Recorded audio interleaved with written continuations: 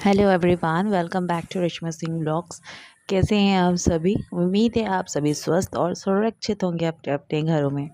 तो ये है मॉर्निंग रूटीन मेरी।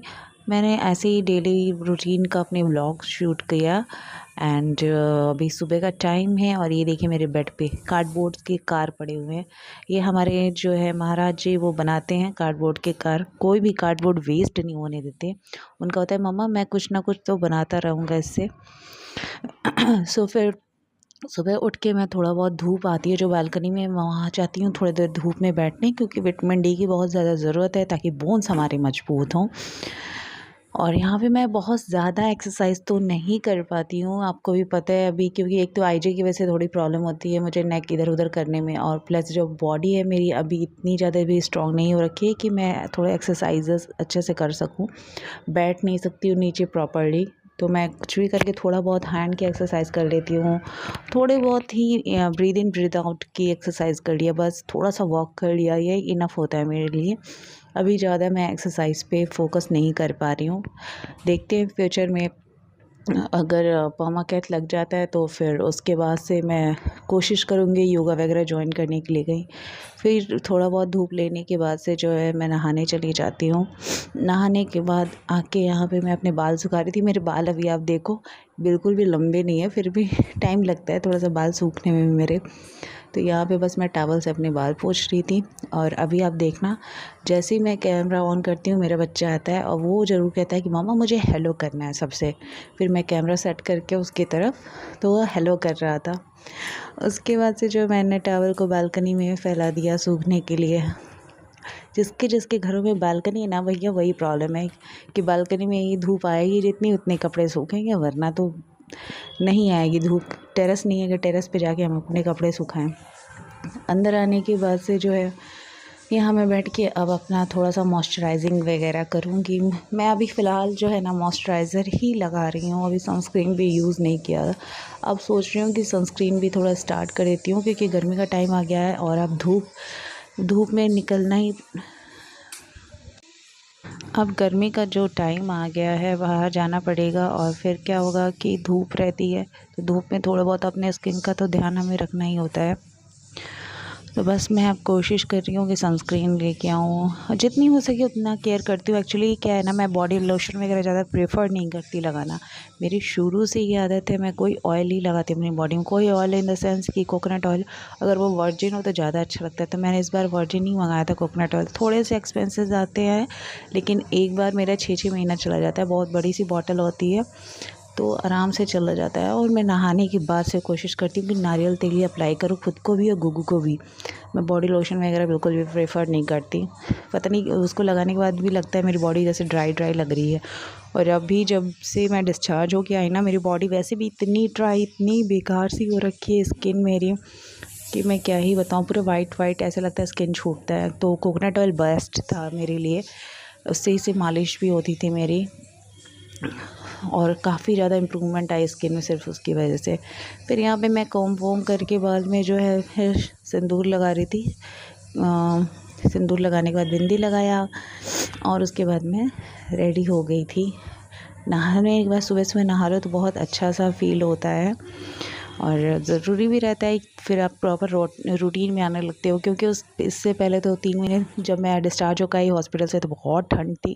ठंड में तो रूटीन ही नहीं बन पा रही थी कि खुद को और बचा बचा के रखना था। अभी भी यही है, तो मैं थोड़ा सा जल दे देती। संडे था तो सूर्य भगवान को जल दे देते हैं, तो मैं बस जल दे रही थी। तो अभी ये है कि सब लोग यही बोलते हैं कि मौसम चेंज हो रहा है ना, तो हम लोग को जो ऐसे जो ज़्यादा कमज़ोरी वाली बॉडी है उन लोग को बच के ही रहना चाहिए। अचानक से बिल्कुल अपनी रूटीन नहीं चेंज करनी चाहिए, धीरे धीरे करनी चाहिए। क्योंकि अभी मैं झेल ही चुकी हूँ थोड़ा बहुत। एक बार निमोनिया ही हो गया मुझे, और अभी पता है कि मुझे टीबी की जो मेडिकेशन चल रही है। तो वही क्या फ़ायदा है कि आप इधर उधर कुछ करो फिर कुछ प्रॉब्लम होने लगे। भगवान की दया से भी जो चल रहा है ठीक ठाक चल रहा है। कम से कम मैं अपने पैरों पे थोड़ा बहुत चल के अपने काम तो कर लेती हूँ। वरना वो टाइम तो ऐसा था कि मुझे वेट करना पड़ता था, कोई आए तो मुझे उठाए, कोई आए तो मुझे वॉशरूम ले जाए, फिर वॉशरूम से कोई मुझे लेके रूम में आए। बहुत ही वर्स्ट टाइम था, मैं लिटरली बोलूँगी बहुत ही वर्स्ट टाइम था। और उस टाइम आपको अपने आप को इतना मजबूत करके रखना होता है ना, अंदर ही अंदर गिल्ट फील सी होती है अगर कोई आपके लिए ये सारी चीज़ें करता है तो। लेकिन कोई नहीं, वो वक्त भी चला गया और भगवान पे बस भरोसा है कि अब आगे का टाइम भी मेरा अच्छा जाएगा। धीरे धीरे जैसे मैं इतना हुई हूँ वैसे आगे और भी मजबूत होती जाऊँगी। तो यहाँ पे मॉर्निंग में ना आजकल मैं चने खाती हूँ, काले चने, क्योंकि डॉक्टर के हिसाब से टीबी के मेडिकेशंस में हाई प्रोटीन की ज़रूरत है, प्लस डायलिसिस है उसमें और हाई प्रोटीन की ज़रूरत है। तो ले दे के मुझे प्रोटीन का इंटेक बहुत हाई रखना है। डॉक्टर कह रहे थे कि प्रोटीन का इंटेक जो है हाई रखने से आपकी क्रिएटिन बढ़ जाएगी, बट उससे कोई वरी नहीं है। डायलिसिस तो हो रहा है लेकिन आपको प्रोटीन की बहुत ज़रूरत है। तो काले चने, आप लोग को पता होगा, काले चने बहुत अच्छा होता है, एक तो ब्लड भी बढ़ाता है आपके बॉडी में। तो स्टार्टिंग से मैंने ना काले चने भिगो के और उस गुड़ के साथ थोड़ा खा लेती थी, या फिर ड्राई फ्रूट्स है थोड़ा बहुत उसके साथ खा लेती थी। मुझे अभी जो है ना, अभी दोनों डाइट देखनी है। एक तो मेडिकेशन चल रही है, उसका ज़्यादा साइड इफ़ेक्ट ना हो मेरे पे, ये टेंशन रहती है। और डायलिसिस रहता है तो डायलिसिस में ये सारी चीज़ें निकल ही जाती हैं बॉडी से। तो अभी जो जो भी डाइट है मेरा इस अकॉर्डिंग चल रहा है। तो यहाँ पे मैं आधा कप चाय पीती ही पीती हूँ सुबह। एक कप में चाय तो चाहिए यार सुबह। तो मैं क्या कभी कभी क्या करती हूँ ना, इस चने को हल्का सा रोस्ट करवा लेती हूँ तवे पे या कढ़ाई में, जो भी है, और फिर मैं खाती हूँ। कभी मन नहीं होता कच्चे चने खाने का, तो मैं क्या करती हूँ, इनको रोस्ट करवा के थोड़ा सा और चाय के साथ ले लेती हूँ। मतलब सुबह मुझे चने चाहिए ही चाहिए। तो मैं कैसे भी किसी फॉर्म में कोशिश करती हूँ कि उन चनों को मैं खा सकूँ, और उससे मुझे फ़र्क भी दिखा है अपनी बॉडी में। अभी लास्ट टाइम ही जो है सीबीसी हुआ था, उसमें हीमोग्लोबिन मेरा भी 12 आया है, तो उन्होंने मना कर दिया है अभी आयरन के इंजेक्शन लगवाने से। अब यहाँ देखो, यहाँ पे मेरे हस्बैंड है, मेरी सासू माँ है और मेरे बच्चा, ये लोग जा रहे थे। एक हमारी ननद का बच्चा हुआ था वहाँ पे देखने। ये महाराज जी आए थे सौंफ खाने। आदत है जब भी बाहर निकलेंगे तो कुछ सौंफ खा के निकलते हैं, और पूरा फैला दिया था किचन में सौंफ। फिर यहाँ मेरा बच्चा है, वो कभी भी जाता है ना तो मुझे हक करके रोने, वो करने लगता है, इमोशनल हो जाता है कि मम्मा नहीं जा रही है मेरे साथ, तो उसको बहुत बुरा लगता है। तो मैं उसको कह रही थी कोई नहीं कोई नहीं, फिर नेक्स्ट टाइम मम्मा चलेगी आपके साथ। तो ही ऑलवेज़ वांट कि मैं उसकी कंपनी में रहूँ, मैं उसके साथ कहीं भी आऊँ जाऊँ। तो यहाँ पे ये लोग जा रहे थे, मैं गेट तक गई थी इन लोगों को बाय बाय करने के लिए। और तो बस यही चीज़ें हैं कि खुद के अंदर जो बदलाव आते हैं आपको ही लाना होगा, धीरे धीरे आपको सब्र करना होगा, और सारी चीज़ें जो है आपको अपना रूटीन मेंटेन करके रखना होगा, कैसे कर रहे हैं कैसे नहीं कर रहे हैं। तो बस यहाँ पे मैंने टाटा बाय बाय किया और उसके बाद से मैं चली गई थी खाना। मैंने खाना खाया, खाना खा के जो है उसके बाद से यहाँ पे अब मैं थोड़ा-सा आराम करने आई हूँ, क्योंकि आराम भी आपको बहुत ज़रूरी है। ऐसा लगता है क्योंकि बॉडी में एनर्जी आ गई है, फिर आप कुछ ज़्यादा ही वॉक करने लगते हो, टहलने लगते हो, तो वो भी नहीं करना है, क्योंकि मुझे फिर बाद में ना बहुत थकान-सी होने लगती है। तो जितना आपकी बॉडी की कैपेसिटी हो उतने ही चीज़ें करो तो ज़्यादा बेटर होगा आपके लिए भी, चाहे आपके हेल्थ के लिए भी। अब मुझे समझ में आता है ये चीज़ें। बस ये शाम का टाइम था, शाम के टाइम जो है मैं सो के उठी थी, तब तक ये लोग आ भी चुके थे।